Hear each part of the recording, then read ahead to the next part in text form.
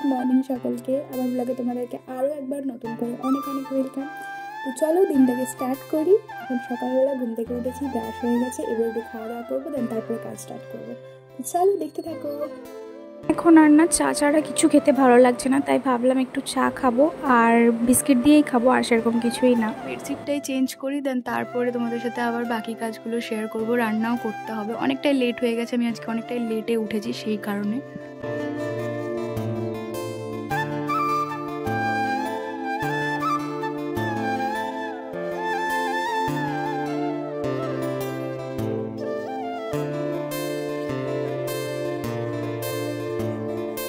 বাইরে হচ্ছে বৃষ্টি আর আমি এদিকে রান্নাও বসিয়েছি।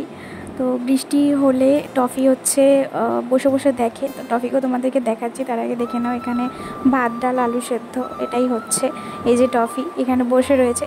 তো চলো তোমাদের সাথে একটা জিনিস শেয়ার করা আছে। সাথে আমি না আজকে একটা জিনিস শেয়ার করব যে আমার প্রেগনেন্সিতে এখন 7 মাস চলছে, 7 মাস রানিং। তো এই 7টা মাসে আমি আমার প্রেগনেন্সি জার্নিতে অনেক কিছু চেঞ্জেস দেখেছি নিজের বডিতে, ফেসে, লাইফস্টাইলে, সমস্ত কিছুতে আমার চেঞ্জেস চলে এসেছে। আমি জানি না বেবি আসার পর আরও অনেক কত কত আমাকে চেঞ্জেস ফেস করতে হবে, বাট আমি হ্যাপি, ভীষণ হ্যাপি। কারণ এটা এই প্রেগনেন্সিটা আমার ভীষণ আনএক্সপেক্টেড প্রেগনেন্সি ছিল, কোনো রকম প্ল্যানিং ছাড়া।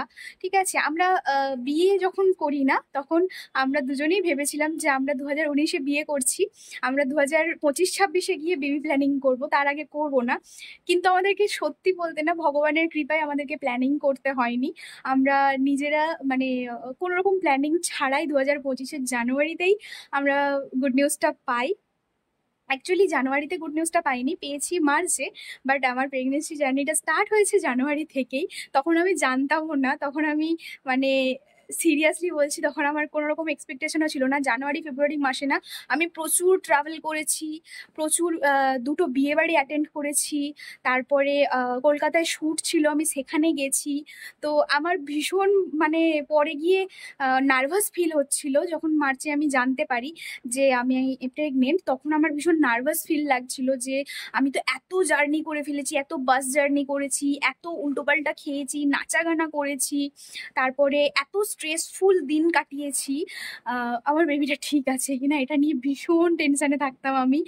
অ্যানুয়ালি স্ক্যান যতদিন না হয়েছে ততদিন পর্যন্ত আমি ভীষণ ভীষণ ভীষণ পরিমাণে মানে টেনশন করতাম আমরা দুজনেই। বাট ভগবানের কৃপায় 7টা মাস কাটিয়ে ফেললাম, আরও বাকি কয়েকটা মাস আমি কাটিয়ে ফেলতে পারবো, আমি আমার সুস্থ সন্তানের মুখ দেখতে পাবো, এটাই কামনা করি। তো সত্যি বলতে না, যদি ভগবান চায় তখন সব সম্ভব। মানে ভগবান চাইলে সত্যিই সব সম্ভব, এটা আমি নিজের জীবনে মানে খুব এই 2025 সালে এসে ভীষণভাবে ফিল করছি। সেদ্ধ বানিয়েছিলাম, এনে ভাত আলুটা মেখে নিয়েছি, আলুটা। আর এটা হচ্ছে আগের দিনের চাটনি রেসিপিটা তোমাদের সাথেও শেয়ার করব।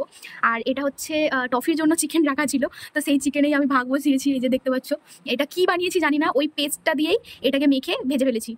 মানে পকোড়া টাইপের ছোটো ছোটো টুকরো করে, একটা পিসকেই ছোটো ছোটো টুকরো করে এরকম করে ভেজে ফেলেছি, টফির জন্য সেদ্ধ বসিয়েছি। তো দুপুরে বাবু এসেছিল খেতে, খাওয়া দাওয়া হয়ে গেছে, বৃষ্টি পড়ছিল তাই রেনকোটটা পরে নিয়ে ও বেরিয়ে যাচ্ছে ডিউটি।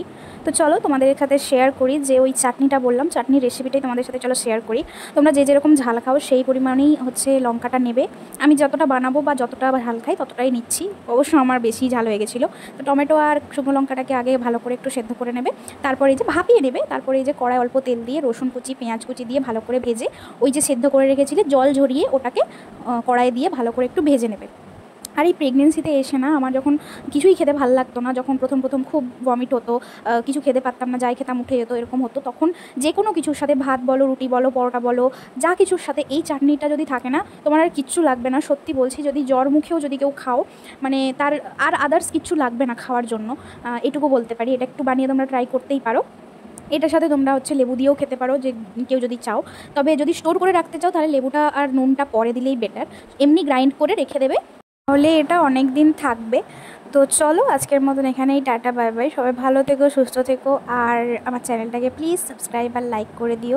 আজকের মতন এখানেই বাই বাই।